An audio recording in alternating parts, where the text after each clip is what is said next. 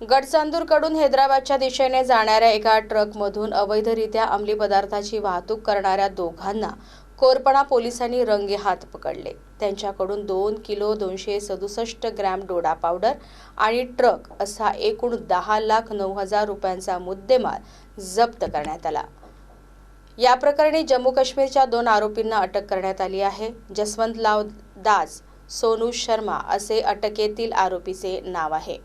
गडचांदूरकडून हैदराबादकडे जाणाऱ्या ट्रकमध्ये अंमली पदार्थाची वाहतूक होत असल्याची माहिती कोरपणा पोलिसांना मिळाली।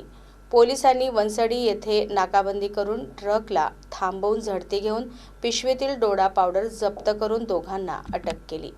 आरोपींनी मध्य प्रदेशातून डोडा पावडर आणल्याची माहिती प्राथमिक तपासात समोर आली आहे। पुढील तपास सुरू आहे। ही कारवाई कोरपणाच्या पोलीस निरीक्षक लता वाढिवे यांच्या नेतृत्वात करण्यात आली।